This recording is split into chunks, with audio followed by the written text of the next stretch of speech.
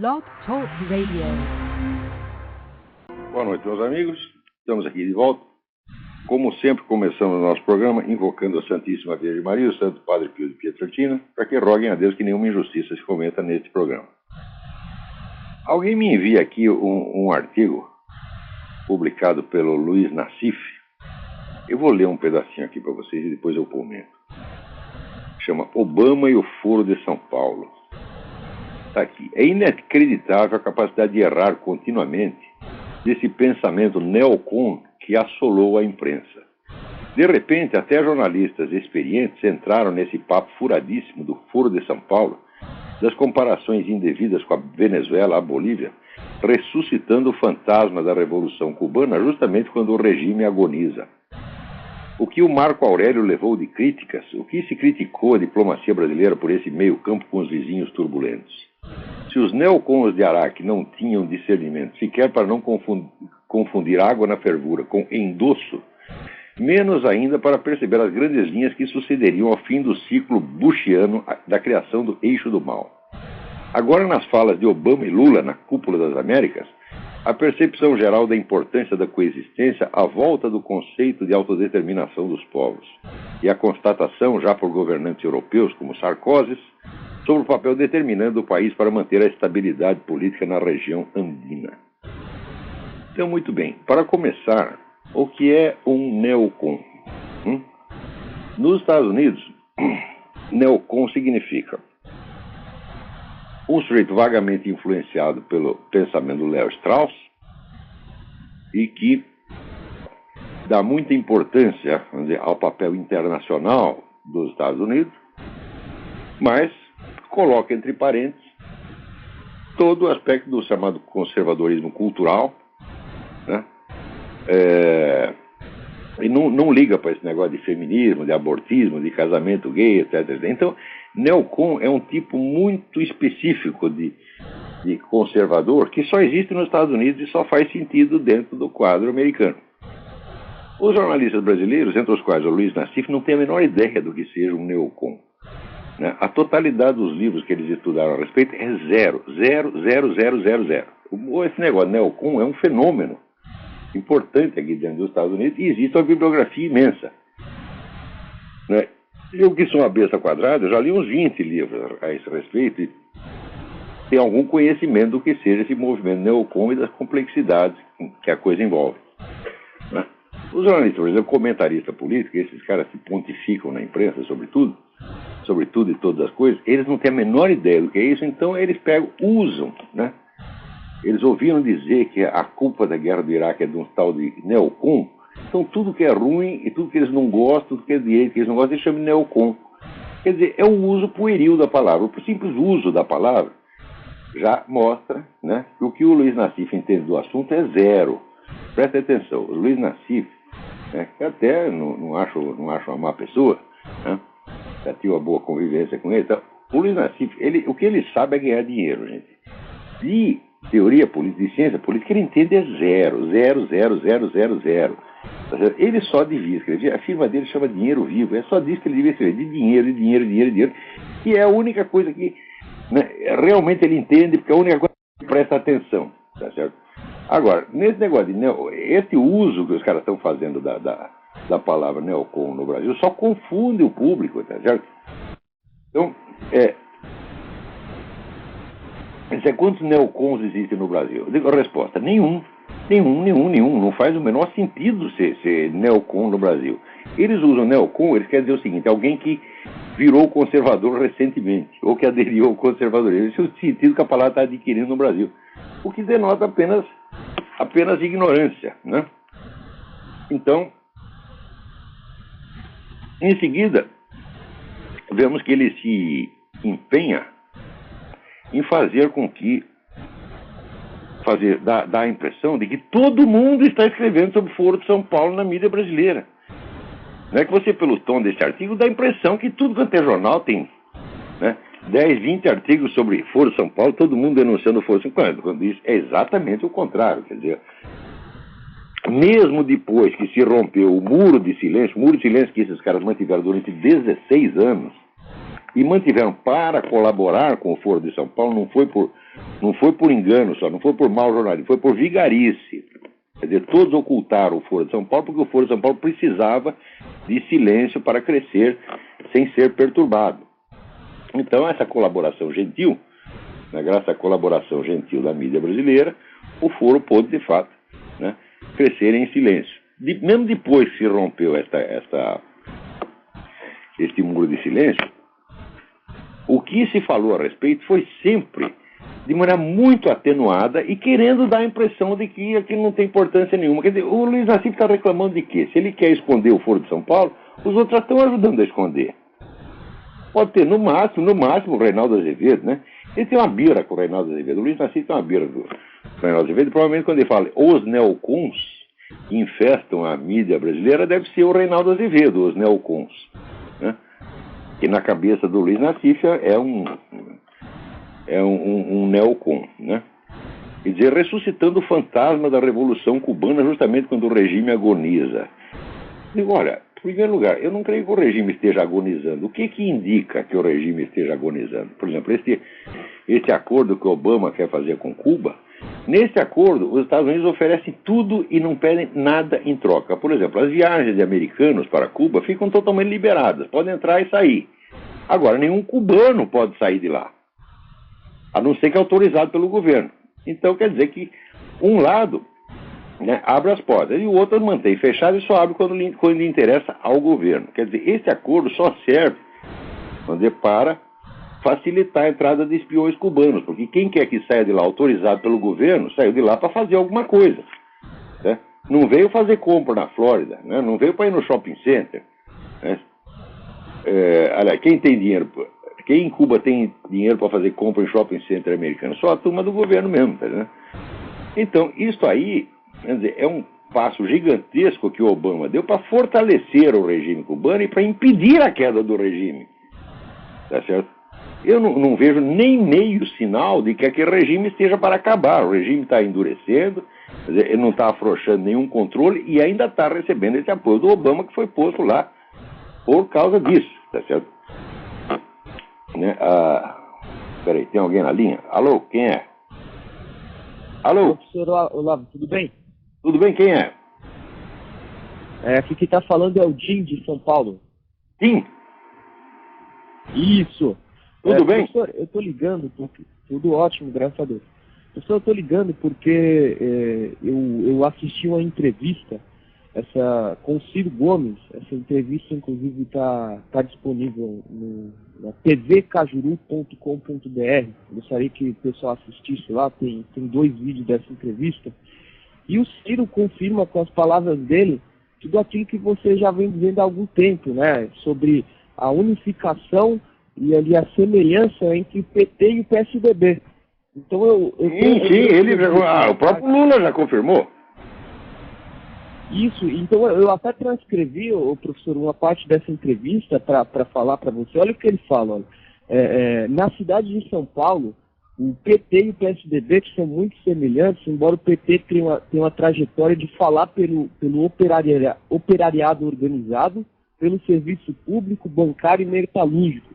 O PSDB vinha falando pela classe média e, de repente, passou a falar um pouco mais pela burguesia financista, privatista, e que eu não gosto, mas tenho respeito.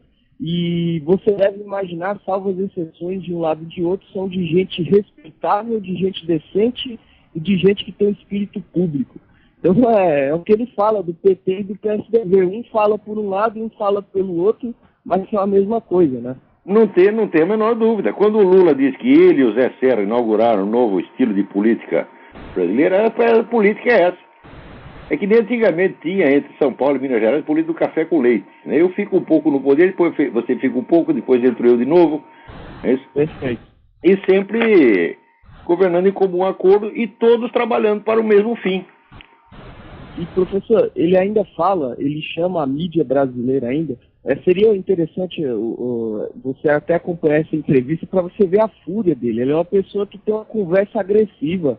Ele é pior do que o Lula ainda. Ele fala que a mídia brasileira é conservadora, partidária, facciosa e nepotista. E ele fala isso num tom de voz. Ela de fato é tudo isso. Se não fosse tudo isso, como é que ia proteger o Foro de São Paulo dessa maneira? Agora, comunista é assim, se você não os agrada em 100%, se você os desagrada em 1%, pronto, ele já te rotula de reacionário.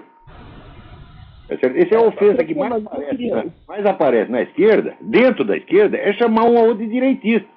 Então o comunista chamando o outro de direitista é uma ofensa mortal. Mas é só isso mesmo, são todos comunistas. Esse pessoal que dirige a mídia no Brasil é comunista sim, todos eles, eu os conheço pessoalmente. É gente que paga o Partido Comunista há 40 anos.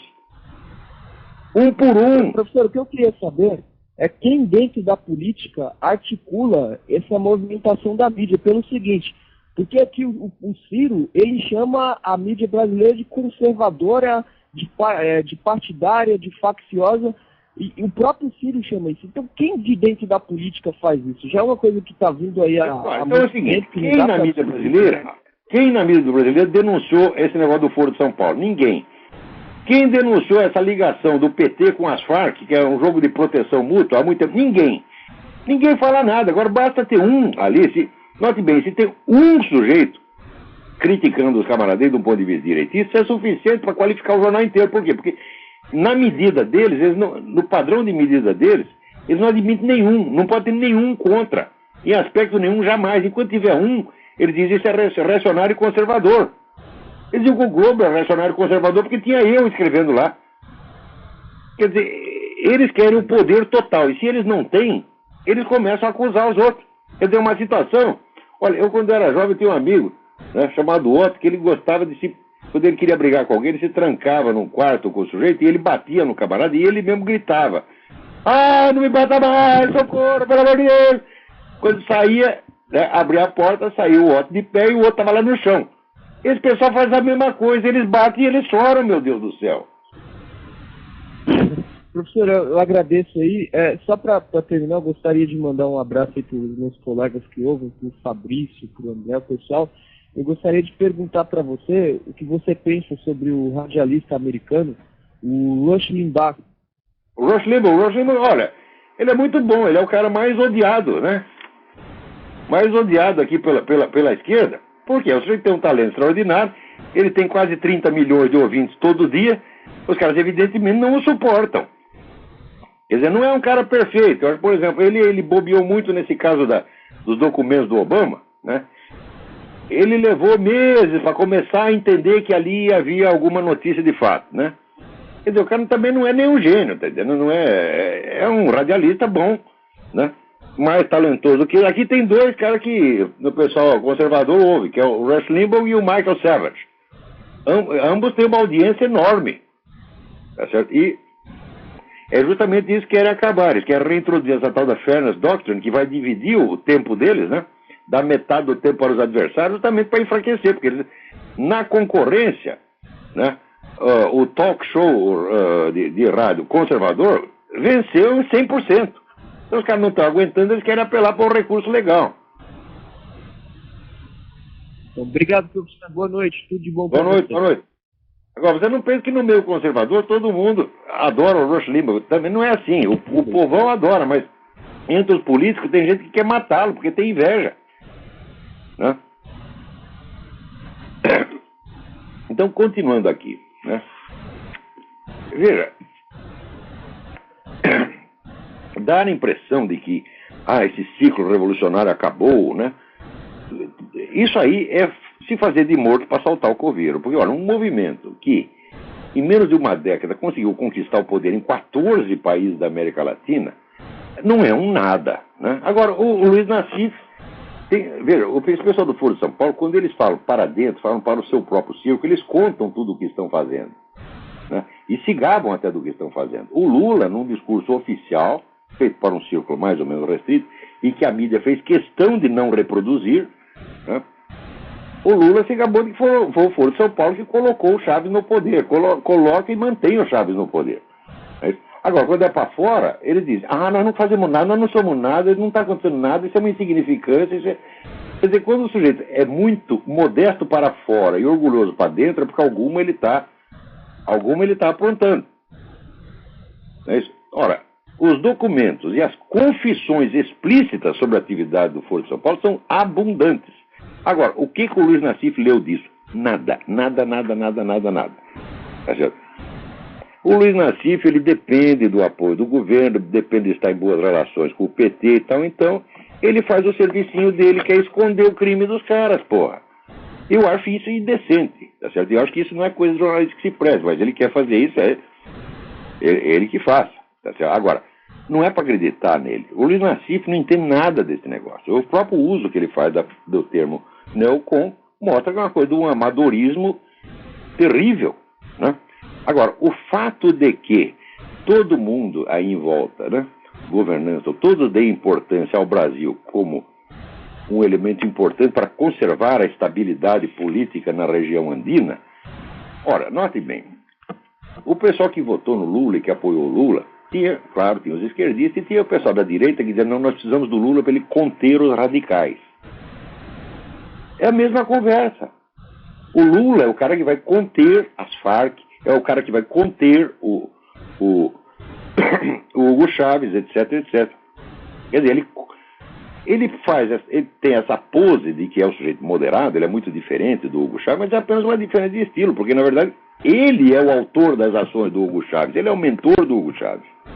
Foi o Lula que criou o Hugo Chávez, tá certo? E o Hugo Chávez age em estreita consonância, não é nem parceria, note bem, o Lula é superior hierárquico do Hugo Chávez no Foro de São Paulo. Ele foi o fundador e mentor do Foro de São Paulo. O Hugo Chávez só entrou no Foro de São Paulo em 95. E daí eles aplanaram o caminho para ele, botaram o camarada lá e criaram aquele grupo de amigos da Venezuela para proteger o sujeito. Agora, tem muito cara por aí que acredita que existe essa diferença, existem as duas esquerdas, que é a esquerda malvada, que é o Hugo Chávez, e a esquerda boazinha, que é o Lula, e a própria esquerda alimenta essa mentira, porque só lhe traz vantagem. Agora, que um jornalista, em vez de averiguar os fatos, tá certo?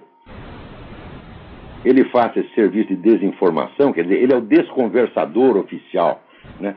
Pode fazer a cagada que vem o Luiz Nassif e encobre, né? É esse o serviço que ele está fazendo, está encobrindo cagada, Luiz Nassif. Tu não tem vergonha, rapaz? Eu te conheço, nunca tive má impressão de você, mas agora o que eu estou vendo aqui, ó, é um negócio que me decepciona profundamente. Né? Agora, veja, não só esse Foro de São Paulo domina 14 países da região, ou seja, é fácil você ver historicamente, quer dizer, o Luiz Nassif não tem nem retaguarda histórica para compreender isso. O Foro de São Paulo é a maior, mais poderosa e mais rica organização política que já houve no continente latino-americano. Como é que você vai dizer que isso é um nada? O Foro de São Paulo é infinitamente mais poderoso do que o PT, porque ele abarca o PT, abarca as Farc, abarca o milho chileno, abarca mais de 100 partidos. E tomam decisões, essas decisões são obrigatórias para os participantes. Os participantes assinam um compromisso, tá certo? Uns com os outros. E têm se mantido fiéis à política a estratégia traçada nas assembleias do Foro de São Paulo. Todos são fiéis a ela, obedecem direitinho. Quer dizer, nunca houve uma concentração de poder tão grande na América Latina. Agora, o sujeito vai usar aqui esses recursos de moda, quer dizer, como a coisa não aparece na mídia, ele diz que não existe. Mas como é que funciona o negócio de mídia? Até os anos 60, 70, onde o jornalismo se conformava em ser uma atividade menor em comparação com as atividades superiores da inteligência humana.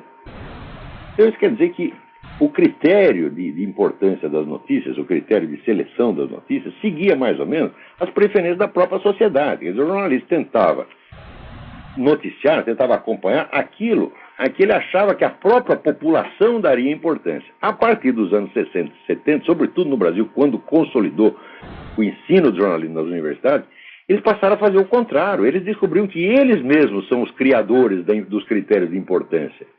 Eles descobriram que eles podem ser os grandes selecionadores, né? Os doadores ou negadores de importância. Então o critério único passou a seguinte: uma coisa merece ser publicada na mídia quando foi publicada na mídia. Um assunto se torna importante porque foi publicado na mídia. Então o critério objetivo já não interessa mais. Interessa só os critérios dos formadores de impressões. Então, a partir dos anos 70, a mídia, sobretudo brasileira, se tornou autofágica, ela se alimenta de si mesma. E, portanto, aquilo que acontece, mesmo que tenha uma importância histórica, sociológica e econômica extraordinária, se não apareceu na mídia, cessa de ter importância. Então, simplesmente a organização política mais poderosa que já existiu no continente, como ela não apareceu na mídia, ela não tem importância, ela nem existe. Então, isso quer dizer, a mídia inteira virou uma empulhação, virou um estelionato. E eu não sei por que as pessoas ainda leem esta merda. Devia deixar assim, olha, já que vocês se alimentam de vocês mesmo, vocês jornalistas, vocês só dão importância àquilo que vocês mesmo escrevem, então quem devia ler são só vocês.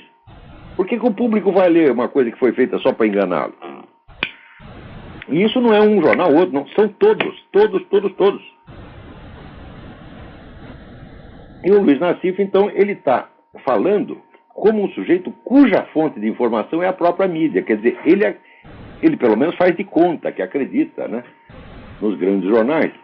E ele mesmo também, em outros momentos, critica, porque quando eles ficam contra o Lula, ele os critica. Então, se não saiu na Folha de São Paulo, se não saiu no Estadão, não tem importância nenhuma. Então, quer dizer, 16 anos de notícias sonegadas, né, tem o efeito contrário. Se elas não foram publicadas, os fatos param de ter importância. Quer dizer, é um efeito auto-hipnótico, evidentemente. Agora, Luiz Nassif, tu quer discutir comigo esse assunto? Vamos ver o que você entende do Foro de São Paulo. Você não leu nem as atas do negócio, rapaz. E o que você entende de história política para falar de neocon? Você não entende nada. Você é um comentarista econômico provinciano, tá certo? Você só cuida de picuinha. Picuinha que interessa para a sua firminha, você está entendendo? Você não é um formador de opinião, você não tem nem a sua própria opinião formada. Você só tem interesses. E você fala em nome deles. E quanto tempo falta para os leitores perceberem? Falar, eu não vou ler a coluna do Luiz Nassif, porque aquilo é só anúncio. É só anúncio. É só aquilo que vai dar dinheiro para o Luiz Nassif.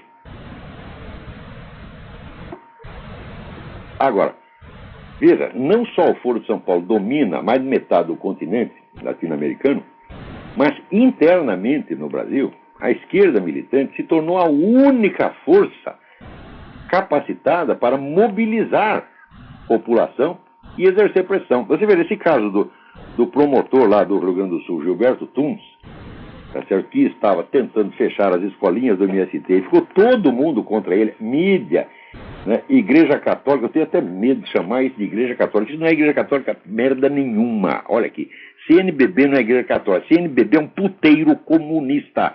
Eu não respeito esse cara, qualquer bispo pode ser, né, prelado da Igreja Católica, diz que é um príncipe da igreja. Não é um excomungado, filho da puta de um comunista está excomungado. Eu não respeito esses caras e não posso respeitar.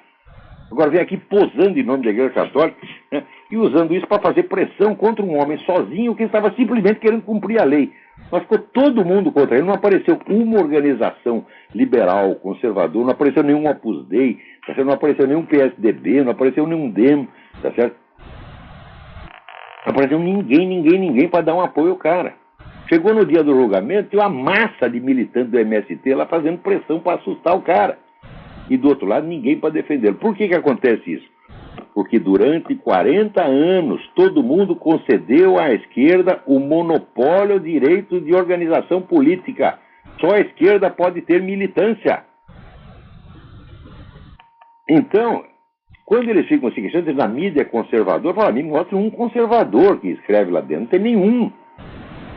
Lá dentro, que não é militante do PD, é eleitor do PSDB, e olha lá, né? Então, por exemplo, quantos católicos conservadores tem? Né? Quantos protestantes conservadores tem? Quantos judeus ortodoxos tem escrevendo? Não tem nenhum. Então, agora, quando alguém se opõe um pouquinho aos interesses, inclusive financeiros, do PT, ele passa a ser conservador automaticamente. Só que o sentido da palavra conservador no Brasil já virou outra coisa. Conservador aqui nos Estados Unidos e no mundo é quem defende certos valores, certos princípios, etc, etc. Não, lá conservador é quem quer que fez alguma crítica, vamos dizer, de detalhe, uma crítica miúda. Né? Por exemplo, o Lula diz que o Lula está gastando muito dinheiro. Pronto, você já é um conservador. Isso quer dizer que a dose de direitismo e de conservadorismo que se que se admite no Brasil é cada vez menor. Você, para ser rotulado de conservador, de extremista, de direita, basta cada vez menos. E isso mostra um cerco. Essa é uma coisa tremendamente opressiva. Quer dizer, os caras estão usando um fingimento de oposição para dizer que eles, coitadinhos, estão sendo perseguidos pela mídia. Eu digo, como você pode ser perseguido pela mídia se a mídia inteira no Brasil depende de dinheiro do governo? Se você fechar a torneira, o jornal acaba no dia seguinte. Você tem o controle total do negócio. Agora, de vez em quando, o jornal, até para não dar na vista, contrata um articulista ou dois, para dizer o contrário. Agora, isso para eles já é demais, eles não aguentam isso. Eles não toleram nem isso. Esse caso do promotor lá, isso é a maior vergonha para todos os ditos conservadores, né? Por exemplo, outro dia tem um monte de moleque que ficou bravo comigo porque eu disse que o Opus Dei não faz nada politicamente. E agora, o que o Opus Dei fez para defender o Gilberto Tumbes? Não fez nada. Não fez e nem vai fazer.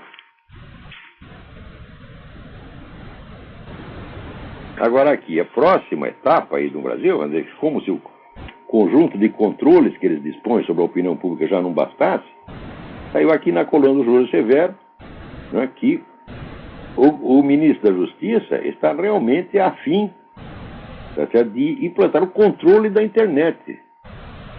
Sob o pretexto sempre, vai fazer 20 anos que essa turma comunista fez uma coleção de todos os pretextos elegantes, e tudo que eles fazem apela a esse pretexto elegante. É bom vocês saberem o seguinte: nunca na história do mundo, nunca, um movimento comunista tomou o poder advogando claramente um programa comunista. Nunca fizeram isso. Sempre falam outra coisa. Sempre. Quer dizer, o comunismo é um movimento clandestino por natureza. E é um movimento mentiroso por natureza. E no Brasil também. Então agora o que? Eles querem o controle da internet para tapar a boca de quem quer que dê informações que não convém ao PT e essa corriola que está no poder. Então eles dizem que nós temos que proteger a população, né, contra a pedofilia. E agora, se eles são contra a pedofilia, desgraçado, vocês deviam fazer alguma coisa contra a Farc, porque a Farc usa lá um monte de criança para cometer crime, e quando as crianças miram fora do pinico, eles matam, eles torturam e matam. Agora, veja se vai o seu Tarso Genro falar qualquer coisa disso. Um dia saiu uma matéria lá no Nota Latina sobre o tal do Mono Rorrói, que é um dos comandantes da Farc, né? Ali está cheio de pedófilo, de gente que abusa de criança. Vocês não falam nada. E se quer acabar com o abuso de criança no Brasil, tem que acabar com o narcotráfico. Mas acabar com o narcotráfico tem que acabar com a Farc. E se acabar com a Farc, acaba o Foro de São Paulo. E quem é que você acha que paga, né, essa despesa imensa que dá para você manter uma organização do tamanho do Foro de São Paulo? Quando vai ter uma auditoria no Foro de São Paulo? Ô Luiz Nassif, se o Foro de São Paulo é tão pequeno assim, por que não pode fazer uma auditoria independente lá? Né? Quer dizer, esse pessoal é tão cínico, é tão fingido, que ela não dá nem gosto de falar. Pô, a gente gosta de desmascarar a mentira quando a mentira é um pouco inteligente, quando ela tenta disfarçar alguma coisa. Esses caras não, eles estão rindo da população, estão rindo de todos vocês.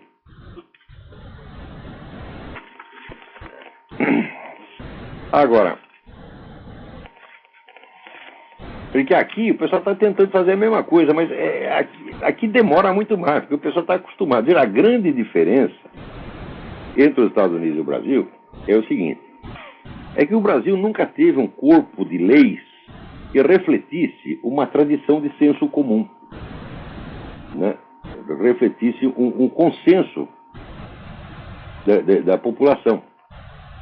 As leis aí sempre foram inventadas, tá certo, por técnicos que querem usar o Estado como um instrumento de mudança social. Quer dizer, o Estado, as leis não expressam o que a população é, mas aquilo que o político acha que a população deveria ser. Então, não é um Estado que expressa a população, é um Estado que quer moldar a população. Sempre foi assim. Desde que veio a República é assim. Tá certo? Então, resultado, nos Estados Unidos você vê a população em geral acredita nas leis e tem um sentimento, tem um julgamento espontâneo que coincide mais ou menos com o que está nas leis. Nos últimos 20 anos a coisa vem mudando, porque estão cada vez mais usando a lei como instrumento de mudança social. A lei como instrumento de mudança social corrompe a população. Por quê? Porque quebra a harmonia entre o sentimento popular e a obrigação imposta pela lei. Então, resultado, o pessoal não acredita mais na lei. Cumpre como uma imposição externa. E ele obedece, mas não respeita, que já é a norma no Brasil. No Brasil sempre foi assim. No Brasil, no máximo, você obedece a lei porque tem medo da polícia, mas respeitar e acreditar que aquilo é certo, mas ninguém liga para isso. O pessoal ri das leis no Brasil. O próprio legislador ri. Né? Já no tempo do Getúlio Vargas, quando o Getúlio Vargas um dia chamou Chico Campos, que era um ministro da Justiça, falou, baixa essa lei lá, assim, assim, assim. Daí o ministro falou, mas, excelência, já existe uma lei sobre esse assunto. Ele falou, não, põe essa aí porque a outra não pegou. Quer dizer, ele baixou uma lei, mas ninguém acreditou que era lei. Né? No Brasil é assim também. Né? Nos Estados Unidos o pessoal sabe a Constituição de cor. No Brasil, nos Estados Unidos o pessoal sabe a Constituição de cor e respeita aquilo. Tá certo? No Brasil, que tem uma Constituição por semana, o pessoal limpa a bunda com a Constituição, porra. Sabe que a Constituição é uma palhaçada. Agora, o político, ele faz aquela afetação de respeito que ele também não respeita. Então virou tudo uma pantomima. Esse é o problema no Brasil, tá vendo? As leis são uma palhaçada, tá certo? Às vezes uma palhaçada opressiva, perigosa, sangrenta, tá certo? Agora, aqui nos Estados Unidos estão também tentando cada vez mais transformar o Estado em agente de transformação social. Então, o Estado começa a baixar leis que ninguém aprova, que ninguém na população quer, mas que eles querem forçar a população a mudar de mentalidade. Como, por exemplo, agora tem essa lei dos hate crimes, dos crimes de ódio, né? Aqui nos Estados Unidos, 50% da população vai ao culto protestante ou católico no domingo. 50%. É uma das taxas mais altas do mundo, se não a mais alta. Isso aqui é uma população profundamente cristã e profundamente conservadora. Tá certo? As eleições nem sempre refletem isso, porque nem 40% do eleitorado chega a votar. Tá certo? Quer dizer, só vota quem quer. Né? Agora, as leis dos hate crimes é o seguinte, se um pastor no púlpito ele citar um versículo da Bíblia que fala contra o homossexualismo, ele vai pra cana. É esse o objetivo. Né? O objetivo não pode ser proteger os gays, porque os gays não estão correndo perigo nem nos Estados Unidos e muito menos no Brasil. Né? Outro dia saiu aí mais uma notícia, né? Assassinatos de gays duplicam, né? Eles passaram aqui de, sei lá, de 50 por ano a 100 por ano, num país que tem 50 mil homicídios por ano. Quer dizer, a taxa de homossexuais mortos por crime de ódio é ridícula no Brasil, é ridícula, comparado com a totalidade da violência aí, isso é um nada. Mas eles querem dar a impressão de que existe um grande risco, é certo? Querem, vamos dizer, criar dificuldade para vender facilidade. Como sempre, esse é o critério legiferante no Brasil. Né? Então aqui também, né, os gays estão correndo muito perigo, não da parte, por exemplo, daqueles outros gays que os estupram, porque o sujeito que estupra um gay, evidentemente você acha que ele é o quê? Ele é hétero? Né? Se o sujeito for hétero, se ele não for gay, meus filhos, vocês desculpa, o peru não levanta. Você olha aquela bunda peluda e tal, o que você sente? Nada. Então você não pode estuprar o cara. Se eu quiser estuprar um cara desse, eu não posso. Né? Às vezes até deveria, mas eu não posso fazer isso, porque não dá inspiração. Agora, todos os estupros ocorridos em cadeia são todos estupros homossexuais, tanto estupro de homem quanto mulher. Computem isso no todo e você vai ver quem oferece risco para os gays. É eles mesmo, porra. São os piores, tá certo? Me mostra um sujeito heterossexual que estuprou outro da cadeia. Não é impossível. Peraí, tem alguém no telefone. Alô, quem é? Alô? Alô? Não, isso não é uma opinião, isso é um peido. Liga aí. Eu não sei se você falou isso, se pensou isso ou se foi um problema no telefone. Eu espero que seja no telefone. Então agora aqui também, no Texas tem lá um deputado lá propondo uma lei que vai ser a reeducação obrigatória da população para acostumá-los com os transgêneros. Né? Quer dizer, por exemplo, hoje, se chega lá, né, um sujeito barbado, do lado do outro barbado, né, com um sutiã, é difícil você conter o riso. Você me desculpe, mas tem certas pessoas que, quando elas tentam parecer mulheres, elas ficam de uma macheza extraordinária. Um dia, aqui eu vi um sujeito de 2 metros de altura, loirão assim, né, parecia um viking, né, com um vestido tubinho e um tênis cor-de-rosa. Eu nunca vi um sujeito mais macho na minha vida, tá entendendo? Era um show de macheza, um negócio incrível. Então, se aparecesse aquele sujeito junto com o seu marido na minha casa, eu sou um sujeito educado, eu não ia humilhar o cara, mas eu ia ter que sair para ir lá fora, tá entendendo? Agora, a população tem que ser reeducada, tem que ter a reeducação de sensibilidade. Você tem que achar, né, que ali é um casalzinho como qualquer outro, tá certo? Ora, a reeducação de sensibilidade, não há nenhum lugar do mundo onde o sujeito confunda, né, os olhos humanos confundam um casal de homem e mulher com um casal de 2 homens. Não é possível você sentir a mesma coisa, mas daí a lei vai tornar obrigatório você sentir. E se você não sente, eles vão te fazer programação neurolinguística até você, né, achar, né, que, por exemplo, aparece lá, o seu Luiz Motti junto com o barco dele, ou com o fêmeo dele, né, e você vai ter que se comportar como se fosse senhor e senhora fulano de tal, e não pode rir, é proibido rir. Digo, ora, porra, quer dizer, aquilo que antigamente era fantasia de carnaval passa a ser uma verdade. Um fato, e você tem que aceitar. Se você não aceita, né, você vai ser reeducado. Então, aquele negócio do Groucho Marx. Afinal, você vai acreditar em mim ou nos seus próprios olhos? Não é isso? Quer dizer, os meus olhos estão me dizendo que são 2 machos, mas eles querem que seja macho e fêmea, eu tenho que ver como macho e fêmea. Está entendendo? Então, isso é uma violência psicológica fora do comum. Eles sabem que isso aí vai destruir a percepção espontânea na população, e é por isso mesmo que eles fazem. Né? Agora, a gente estava falando de mídia no começo, aqui aconteceu um negócio extraordinário. Como esse plano econômico do Obama, né? Ele diz que vai diminuir os impostos, mas na verdade ele os aumenta. Isso aí criou, vamos dizer, uma série de movimentos de protesto que eles chamam de Tea Party. Tea Party é você convidar as pessoas para tomar um chá na sua casa, né? E isso é uma alusão a um negócio que aconteceu em 1773, em que os ingleses começaram a aumentar muito os impostos, então os caras se reuniram e destruíram um monte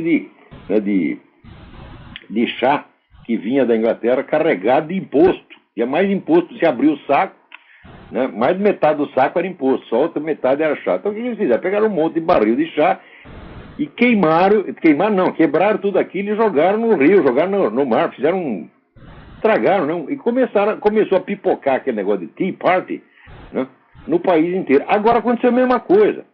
Tem um comentarista da NBC, né, que é o John Santelli. O Santelli falou, pô, tá na hora da gente fazer um Boston Tea Party de novo. Ele falou isso no dia seguinte, começou, e teve Tea Party aqui, tá certo? Em 2.000 cidades. Quer dizer, o negócio se alastrou, um fenômeno sociológico mais estranho que já houve aqui. Bom, durante semanas e semanas, a grande mídia não dizia uma palavra. Quer dizer, é o caso onde você tem, de um lado, o critério objetivo histórico sociológico, quer dizer, o fato aconteceu, o fato envolve milhões de pessoas, tá certo? O fato está se alastrando, então ele é objetivamente importante. E tem outro lado, o critério jornalístico. Nós não queremos publicar porque é contra o Obama, então não pode.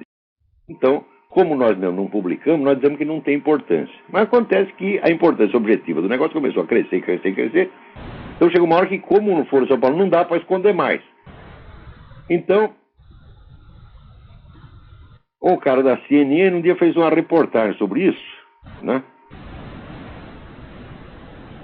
Mas não só descendo o cacete, mas usando uma expressão que insinuava que os caras, em vez da Tea Party, ele disse que era teabagging. Teabagging, você sabe o que é? Olha, é o sujeito chupar os escrotos do seu vizinho, tá certo? Então é uma alusão, é um vocabulário do movimento gay. E o cara disse isso no ar. Esse pessoal está teabagging, né? Então, evidentemente, todo mundo ficou bravo com o negócio. Tá chovendo um monte de processo em cima da CNN.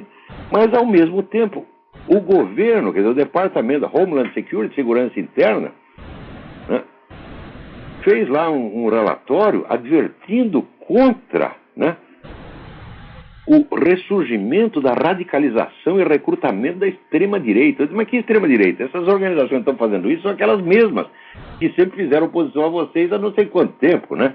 É a American Family Association, né? Todas as organizações antigas que atuam publicamente e que não estão pregando nada de violência, né? Estão apenas fazendo um protesto pacífico, né?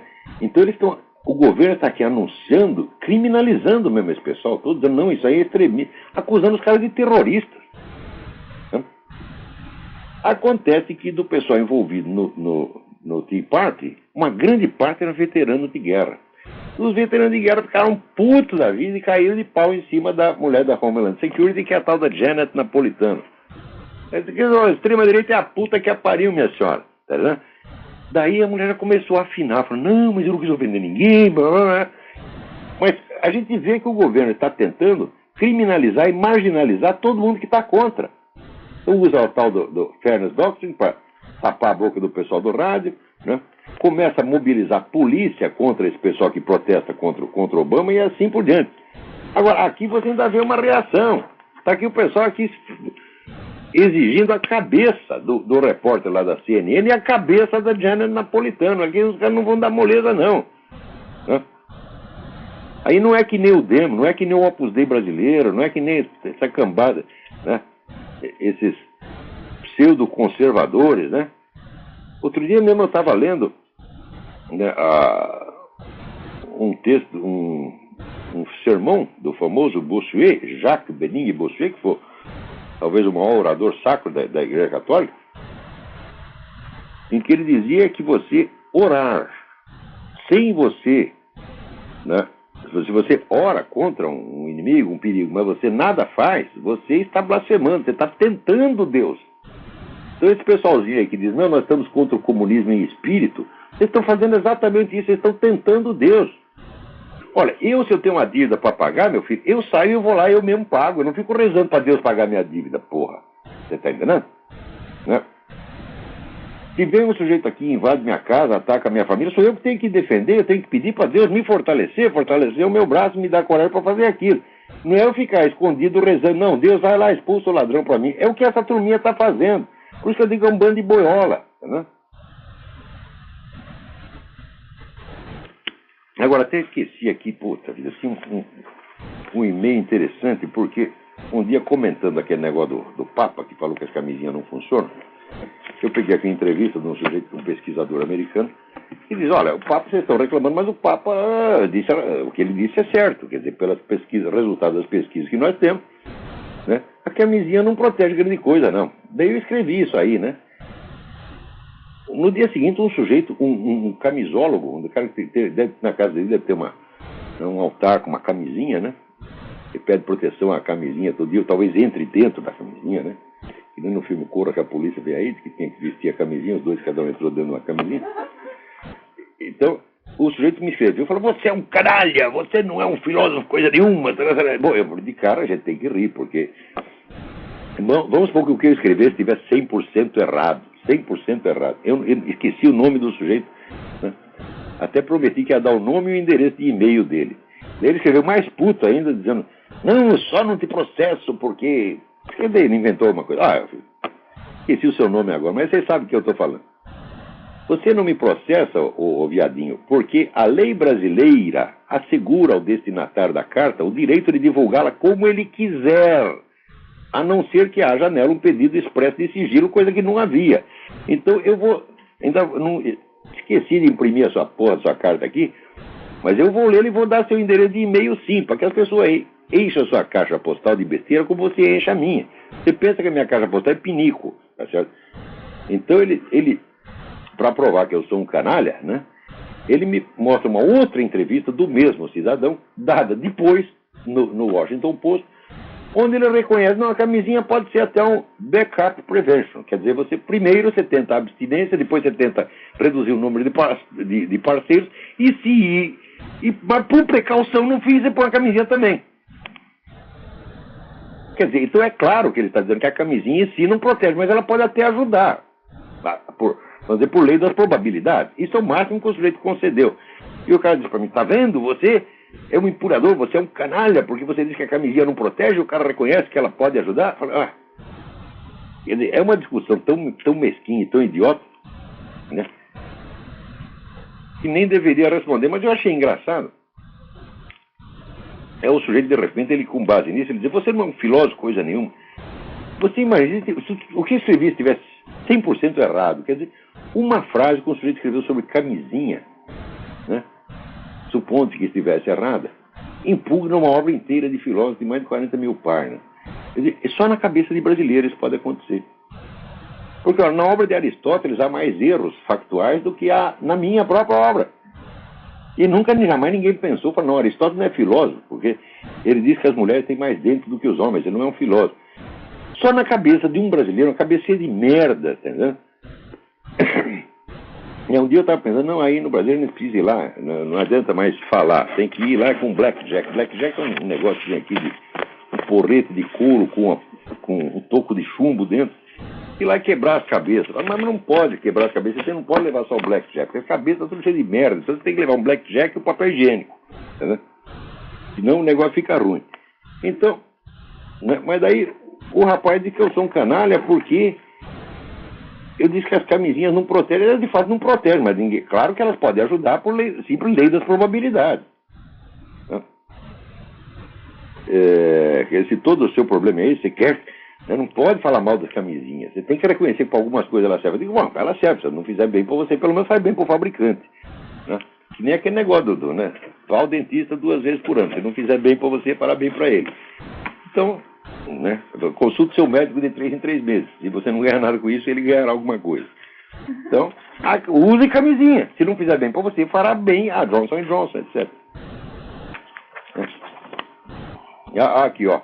O Michael Savage está processando a tal da Janet Napolitano por causa desse relatório em que ela está tentando enquadrar...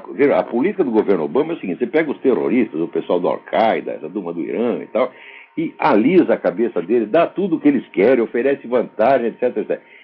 E, né, o pessoal americano conservador, não, criminaliza todo mundo, põe todo mundo na cadeia. Né? É incrível. Quer dizer, como é que tem que responder esse pessoal? Tem que discutir amavelmente? Não, tem que fazer que nem o Michael Savage está fazendo processo, a filha da puta. Claro.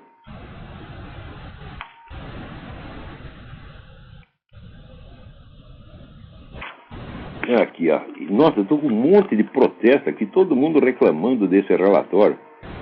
Mas é claro, como é que você vai criminalizar metade do país, pô? Botar todo mundo como terrorista, ao mesmo tempo que você fica puxando o saco de terrorista? Quer dizer, isso aqui é engraçado, né? O nosso presidente aí disse que a crise econômica foi causada por gente branca de olhos azuis. Não foi não, seu Lula. Foi criada por gente como Barack Obama. E durante 20 anos, seguindo a estratégia Cloward-Piven, foi planejada já na década de 60, né? Organizava a militância para pressionar os bancos a dar empréstimo a pessoas que não podiam pagar. Né? Uma boa parte deles eram negros. Tá certo? E quem participou dessa operação? Quem treinava militantes para fazer isso? Barack Obama.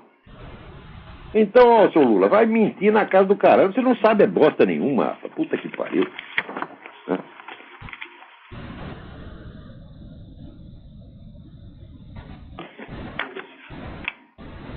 E assim vai. Olha, aqui saiu um negócio muito interessante. Nossa, olha, procurem isso aqui. http://investigatingobama.blogspot.com. Tá cheio de material lá. E tem um artigo do Arnaud de Bourse-Grave, que é um belga, mas ele escreve em inglês aqui nos Estados Unidos, muito bom, sobre como a KGB foi espalhando agentes econômicos no mundo inteiro para criar a crise. Eu suponho que esses agentes fossem brancos de olhos azuis, porque é tudo russo, tá certo? E nesse ponto o Lula teria alguma razão.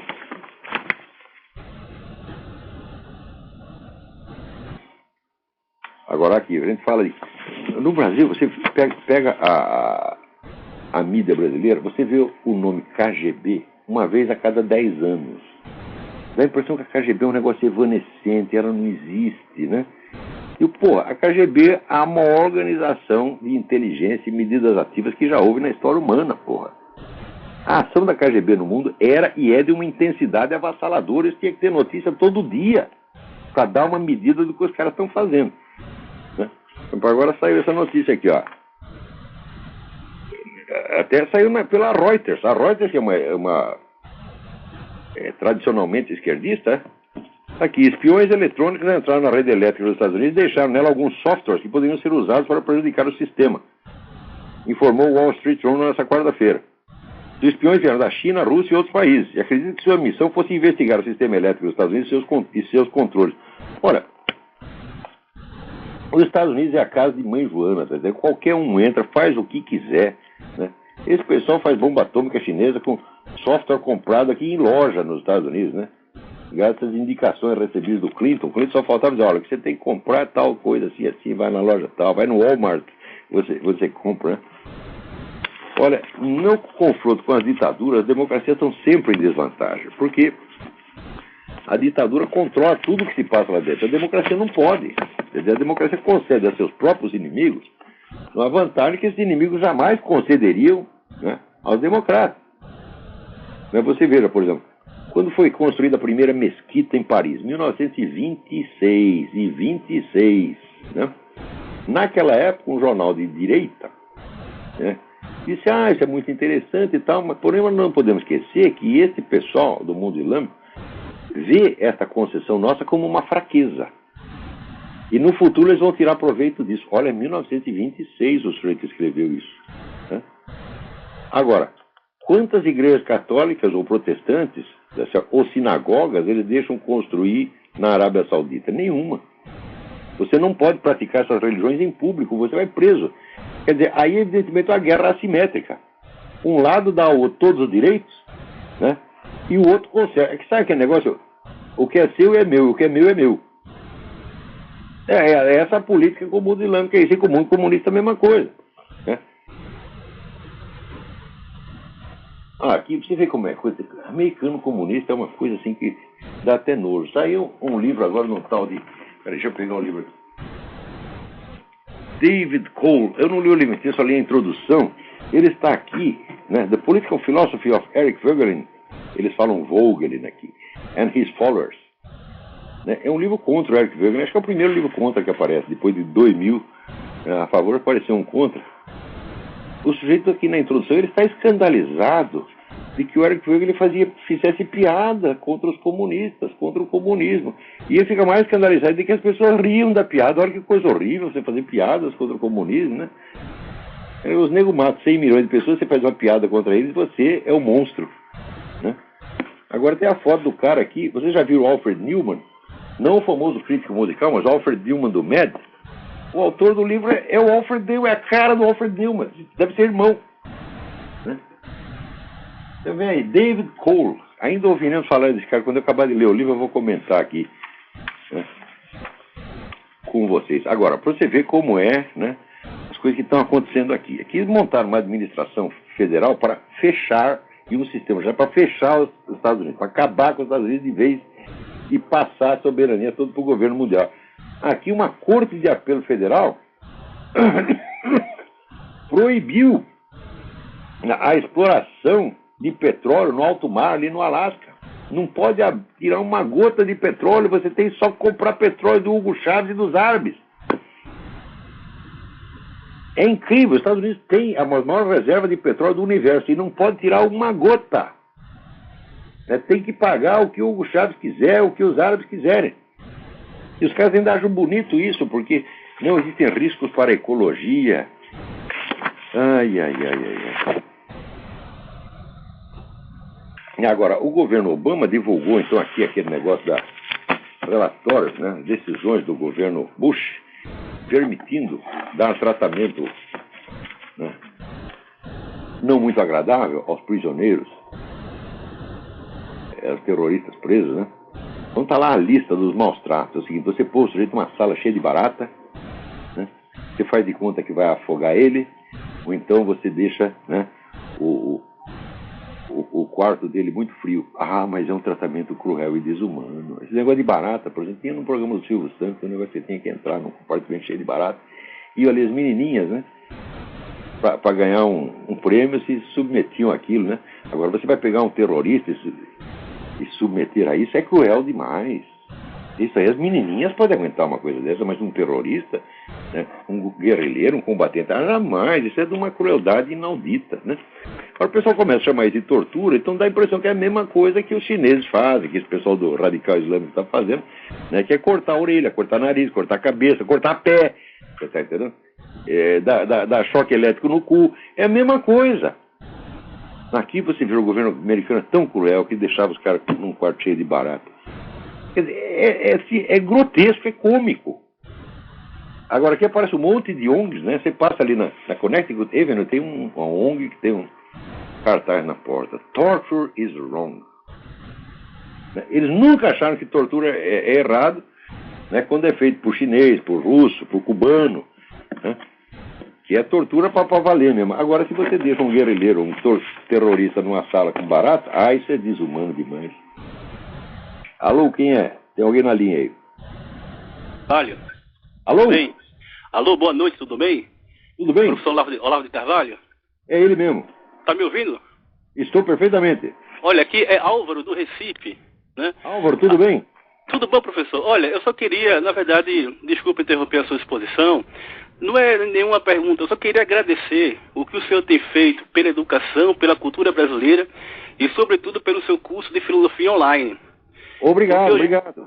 Porque eu já cansei de migrar para tudo que é suposta instituição de ensino, né? Para o senhor ter ideia, eu passei 1 mês e meio num seminário de teologia que só se ensinava Leonardo Boff, Frei Beto e Tutti Kant, né? E que só se falava... E que só se falava na crise da filosofia, na crise da teologia, e eu percebo que o seu curso é uma prova de que Deus não deixa tudo afundar, de que Deus sempre preserva alguma coisa, e através disso, ele conduz a esperança para a gente, entende? Eu queria agradecer muito pelo que o senhor tem feito nesse curso de filosofia, porque é a prova de que não existe crise de filosofia, que a filosofia está inteira no seu curso, tá certo? E eu tenho certeza que daqui a alguns anos o senhor vai favorecer a única renovação da classe intelectual que vai haver nesse país. Essa é a minha maior ambição, criar uma nova geração de intelectuais preparados, sólidos, honestos, sérios para valer, porque senão a vida cultural no Brasil vai acabar. Então, a minha finalidade na vida é essa, eu não vou deixar morrer completamente, alguma coisa vai sobrar, e vai sobrar para o futuro. Daqui 20, 30 anos vocês vão ver essa molecada começar a publicar livro, ensinar e tal, daí vocês vão ver o que eu fiz. O objetivo é esse mesmo, é salvar a cultura superior no Brasil. Que está aí governo, empresa, e mídia, e pessoal da direita, da esquerda, todo mundo ajudando a acabar. Não pode acabar. É só isso, professor. Que Deus te abençoe muito, viu? Que Deus te abençoe. O senhor está fazendo muito pelo Brasil, o senhor já tem um lugar no céu garantido, porque o que o senhor fez nos últimos 30 anos nesse país é algo inédito na cultura brasileira e sem paralelo em termos de filosofia. Eu creio que até no mundo, digamos assim, né? Eu sempre leio os seus apostilas, eu sempre fico impressionado, já faz uns 10 anos que eu leio o senhor. Eu converso com o senhor com o Ângelo Monteiro, que é um grande poeta nosso, um grande filósofo aqui de Pernambuco. Foi meu amigo meu, grande poeta, grande figura humana, maravilhoso. Adoro o Ângelo Monteiro. Uhum. Então, que Deus abençoe sua família, Roxane, Leila e bola pra frente, né, professor? Vamos tentar enfrentar aí esse comunismo no Brasil que vem pra arrombar mesmo e não tem jeito agora. Mas é esperança e fé e que o senhor continue nos ajudando a estimular nossos insights de percepções filosóficas autênticas. É só isso. Um abraço. Muito obrigado. Reze por nós. Sem dúvida. Então, olha, a gente está tentando fazer o melhor possível ali no www.seminariodefilosofia.org. Agora nós começamos esse curso que vai durar 5 anos. Por enquanto, as aulas são quinzenais, mas eu vou transformá-las em semanais assim que eu puder. Tá certo? As inscrições estão permanentemente abertas, porque quem entra depois pega as gravações das aulas anteriores e não vai perder nada. Né?